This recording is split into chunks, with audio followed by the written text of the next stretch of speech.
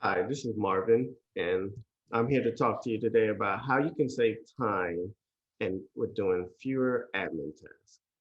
I have my guest here, Tom. He's going to help me kind of share a few lessons from our lives as entrepreneurs on what we're doing, how we try to save time and cutting tasks and that sort of thing. So, Tom, go ahead and introduce yourself to everybody, and we can get started.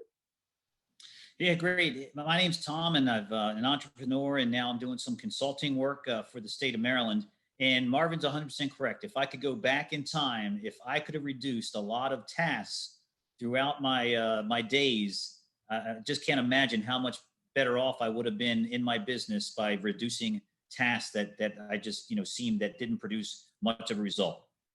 Oh, Marvin, what do you think your number like? What do you think a number one task that you would try to eliminate is? answer the same questions over and over again. Like finding a better way to deliver information without me always having to do it. Because as I look back, that's a place where a lot of time gets sucked out and it has low impact on my goals, like get more customers, revenue, improving my products or services. So I would actually start there and thinking about ways I could digitally answer questions by taking my customer or whomever that person is on a journey instead of me having to answer, right? So uh, I would definitely have spent more time on my FAQ section because a lot of things you get asked over and over again, but you don't keep a running log. You make this assumption that you know what people are going to ask you, but when they actually ask you the questions, you don't document it there so you can help somebody else who has that same problem. Like you don't pay attention to the patterns. So I would say pay attention to the patterns, like what people are asking about, what are people confused about, whether they're employees or customers or vendors. And there's different FAQs. You need one for each group of people, like your customer group, you need one for your staff, and you need one for your vendors that you might interact with.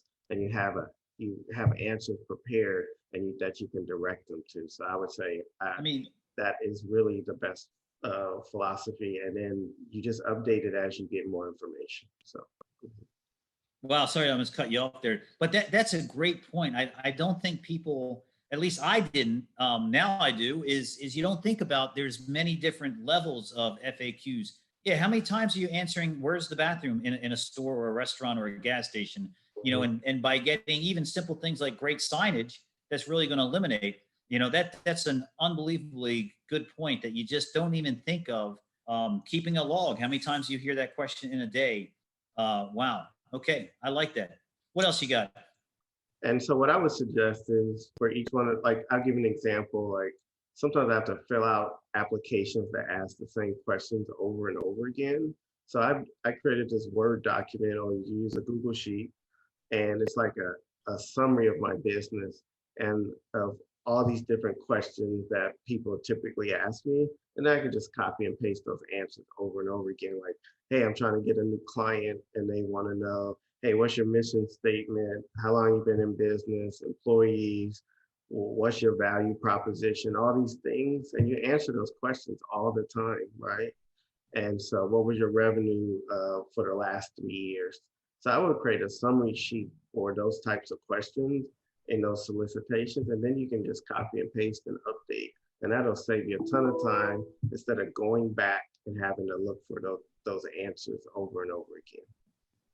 So just to summarize, you would say, let's just take the three segments. So within your own restaurant, in your own restaurant or business, sorry, I have a restaurant background, so I divert to that. So you would have a fact sheet for, let's say, your employees, the people that you work with, so they can find, frequently asked questions. All right. And then secondly, you would have it for, let's say, your customers. So you would have it on your website and you would have it maybe automated on your phone.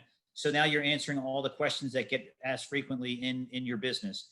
And then third, if you're applying for credit or applying for business to business, that you have the facts relevant to those people and those clients that you need. So that's, I mean, three separate important information, because I think back now how many forms I had to fill out and constantly grab information from different areas, that how much time that would have saved me. All great points.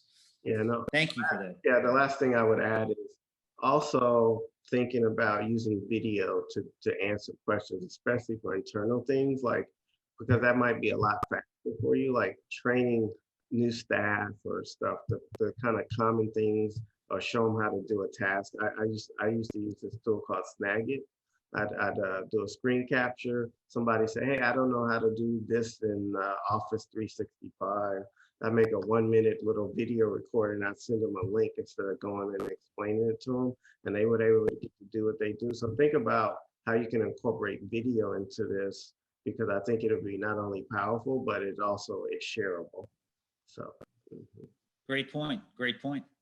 yeah. What another one that I'd like to talk about is just the fact of how many times I used to do data entry, and I'll be specific, being from the restaurant business, is inventory. So when I had to enter, I'm sorry, inventory, invoices is what I meant to say.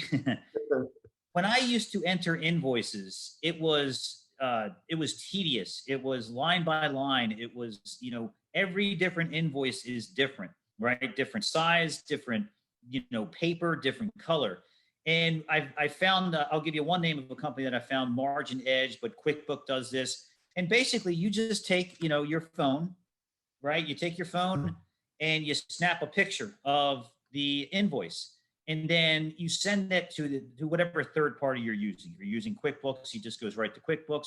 But then, I used to send it to this company called Margin Edge. But not only does it eliminate that problem of all the data entry, it also eliminates the secondary problem of that, is entering the data more than once, because that data then gets shared across multiple platforms. So then your inventory pricing is updated. Your POS system is updated if you're making adjustments, or prices come in differently. So all these things are able to be automated.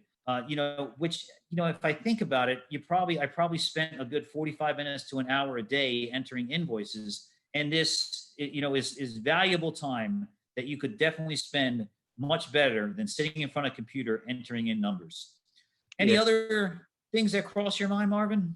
But yeah, what I would just strongly recommend people think about is, when you're making decisions on these software tools, to be thinking about these things: integration and friction, like creating frictionless environments where you can cut down on the data entry. Like, for example, I have this Brex credit card for my business, and they allow you, like, I have certain transactions that require an invoice to be attached, or a receipt. So I can forward that from my email, and it'll automatically attach it to the credit card statement, just by forwarding it to a specific email address.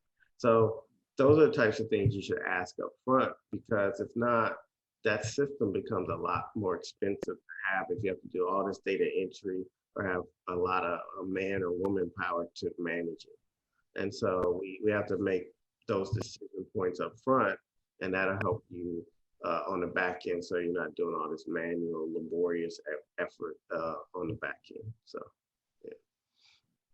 Awesome. All right. What else you got for us, Marvin? Well, I'd like to say thanks for watching in this video, and hopefully subscribe, and we'll offer you more tips, and we look forward to sharing more videos with you. Yeah, so automate and delegate, people. So there you go. Automate and delegate. That is the word for 2021.